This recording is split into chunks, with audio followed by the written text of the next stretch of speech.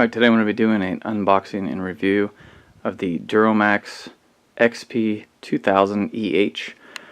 This is the newer 2000 watt inverter generator that has the dual fuel capability, and I got a random 15% off eBay coupon when you bought it in app, so I paid just a hair over $300 including free shipping, so like $306 with free shipping for this unit right here. So the primary use that I'm going to be using it for is to power my Lance truck camper RV when I'm in scenarios where we don't have any kind of shore power. And I do plan on using this for the air conditioning as well, since I have a smaller 9,000 BTU roof mounted air. So I'm going to put it through the paces, see how well it works. And like I said, the main reason I went with this one is because it's a dual fuel capable generator and it can run on propane, which is important. That way I don't have to carry gasoline with me with the camper.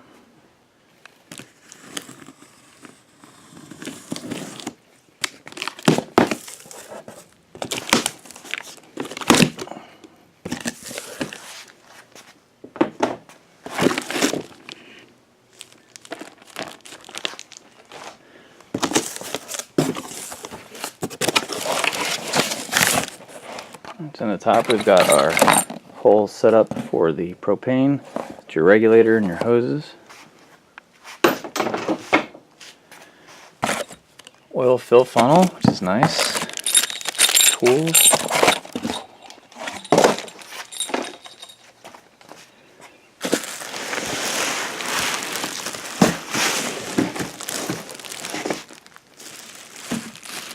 Alright, here's the unit itself.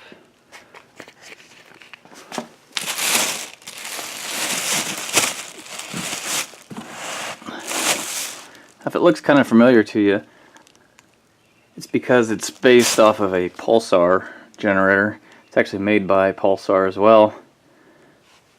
Even though it's a better price, it is essentially the same unit as the Pulsar dual fuel 2200 watt generator. On the front here, you've got your switch for your LP or gasoline, and the gas actually gets plugged in right here, your LP connection. You've got two basically 15 watt power outlets. You can connect the generator with a parallel kit, just like you can even buy one of the cheap Harbor Freight parallel kits and it will work with this. Here's your engine switch, your choke, and it's got a few simple low oil light, overloaded, and then an output light. So quick start. Check oil, engine shipped without oil, so we're going to put oil in it. Check gas add as needed, etc., etc. On the other side is your propane quick start guide. So I'll probably go ahead and run gas in it at first, get it through the break-in period. Alright, so now I've got our generator unboxed. I'm going to go ahead and put the oil in. To do that, you have to take out the two screws on the side here.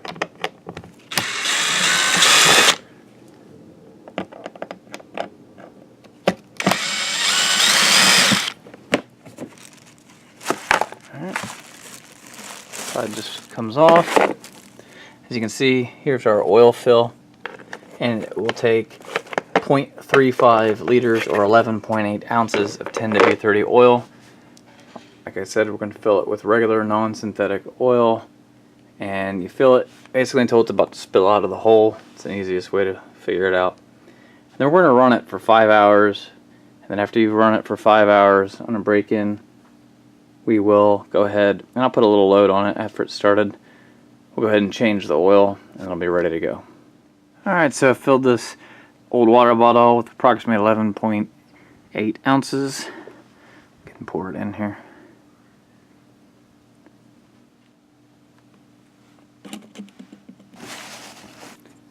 And just for good measure, we'll screw the dipstick in.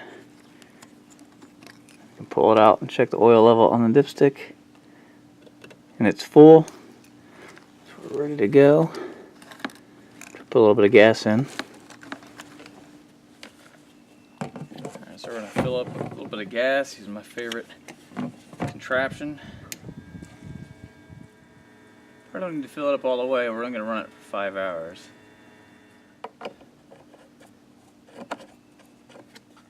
There's a fuel switch on the cap. It's already in the on position. So make sure we're switched over to gas. Pull the choke. Engine in the run position. The carburetor fill up for a second. Good. First start. Fired right up on the first try. It's pretty impressive. Okay, so it's in echo mode right now, which means that it's going to run at a lower RPM. So I'm going to switch it off the echo mode so it runs at full RPMs. And like I said, we're going to let it run for about 5 hours and break in. We'll put a load like a light bulb on it. It is very quiet while running. The fan's almost just as loud as the generator. Alright, so it's been 5 hours. Go ahead and shut it down.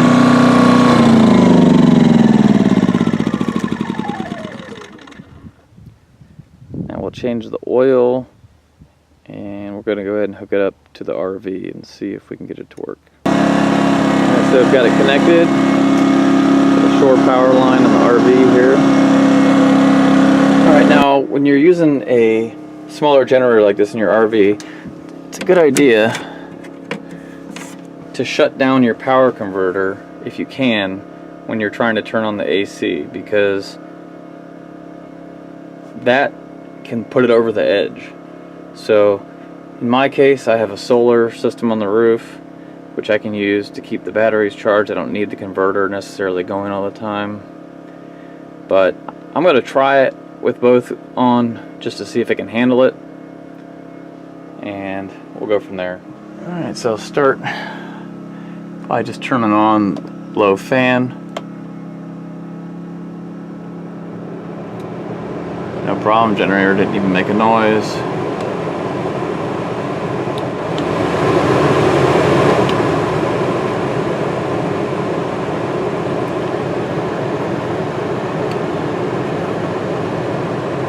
So we're on low cool.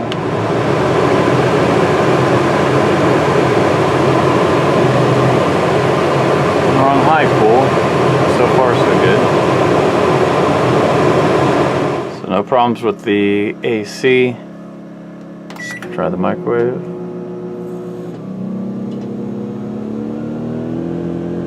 You can hear the generator run way up, but it's able to do it.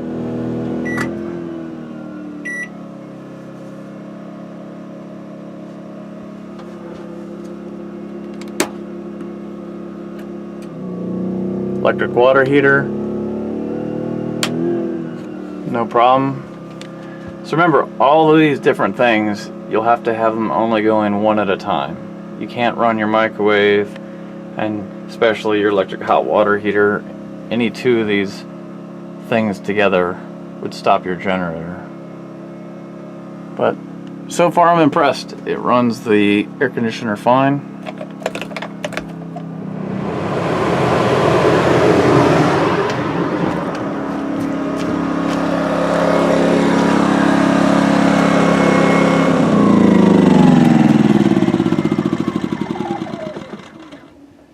Alright, so in my case, again, this is a truck camper with only a 9,000 BTU air conditioner.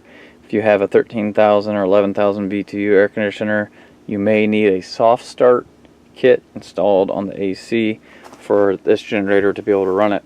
So just keep that in mind.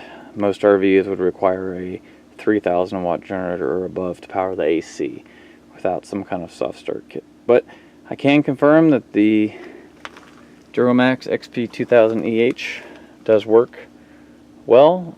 The next thing to do will be to try it on propane. That'll be for a different video. Alright, if the video was helpful, give it a like, please subscribe, and we'll see you next time.